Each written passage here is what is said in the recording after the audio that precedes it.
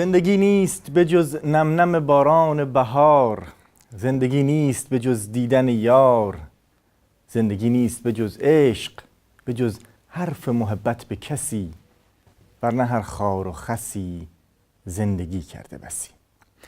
سلامی به شما از صمیم قلب و به امید اینکه زندگی هاتون همینطور باشه و اگه نیست همینطور بشه. آبرنگ امروز رو با هم شروع میکنیم.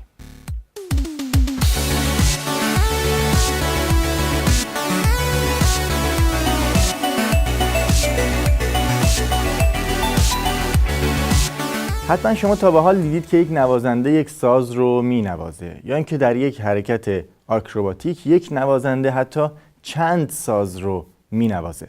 اما بسیار عجیبه که چندین ساز بدون هیچ نوازنده‌ای نواخته بشن. این ابتکاریه که تا لحظاتی دیگه اون رو خواهیم دید.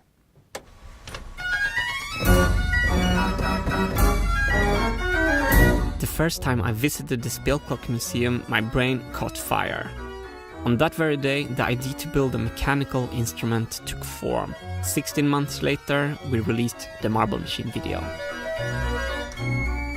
The Marble Machine was a viral success, but a mechanical failure. So we started to build the much more engineered and improved Marble Machine X. This meant retirement for the first machine. I asked Spillclock if they were interested, and the perfect circle was completed when the Marble Machine was exhibitioned at the very place that gave me the inspiration to build it.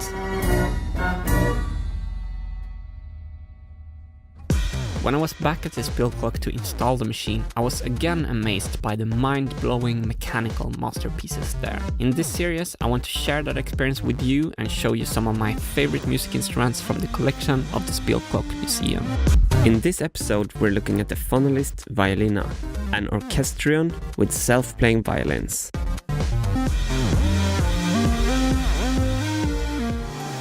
And this is actually, I think, one of the most famous instrument of the company of Hoopveld. So the first one was actually built around 1910, and it was presented at the World Exhibition in Brussels. And normally the doors would be closed, so actually people who listened to it had no idea what was going on inside the cabinet. And they would call it the eighth wonder of the world, because they could listen to self-playing violin music with actual violins, so not organ pipes that imitate the violin sound, but actual violins. Wow.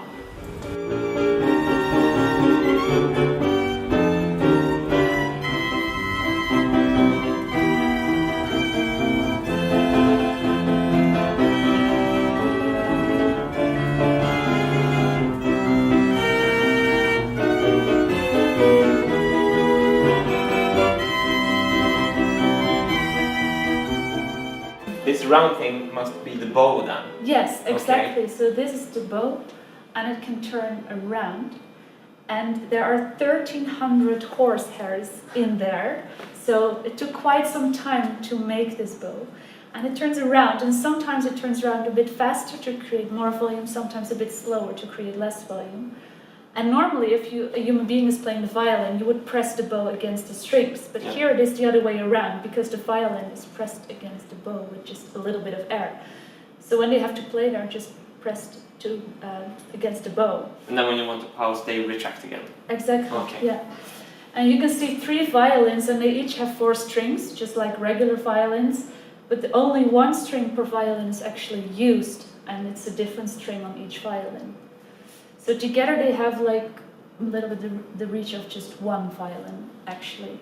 And they are played by these mechanical fingers, and they have little pieces of cork underneath to imitate the human fingertips a little bit, just to make it sound more organic. Yeah. So yeah, I'm going to play it for you, so we're going to listen to a pianist and a violinist. Fantastic.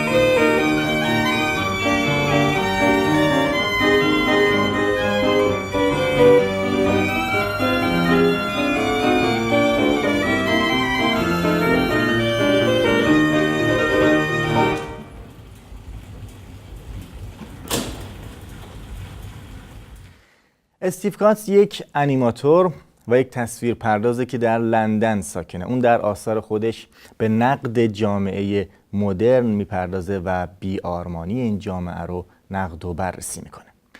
استیو کاتس معتقده که انسان بدون آرمان دچار روزمرگی دردناکیه که ظواهر جامعه مدرن نمیتونه اون رو جبران کنه.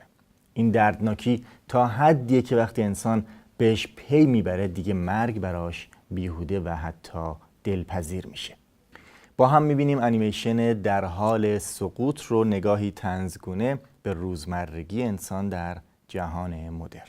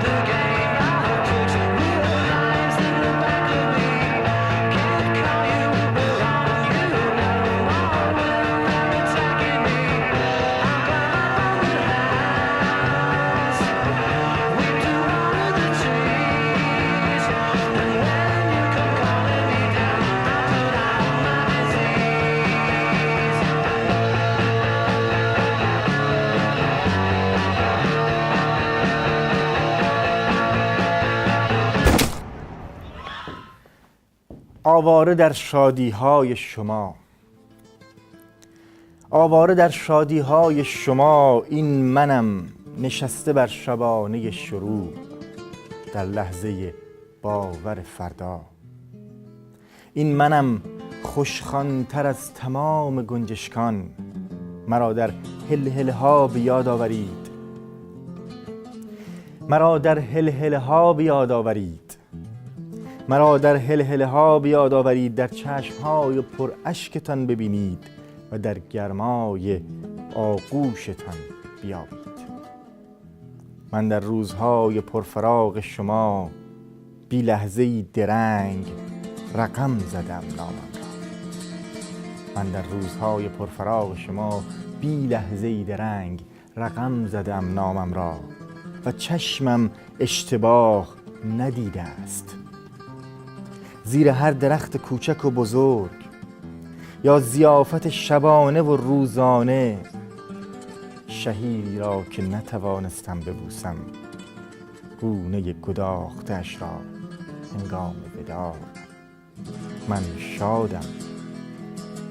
من شادم شادتر از بذری که قرار بود در زمستان بپوسد اما رویید، بالنده تر از شاخهای پربار، سر نهاده بر ایوان مهربانی ها. شعری شنیدیم از آقای کاظم مصطفوی به عنوان حسن ختام این برنامه و امیدواریم که از اون لذت برده باشید. تا یک آبرنگ دیگه همه شما رو به خدای بزرگ میسپارم. خدا نگهدار.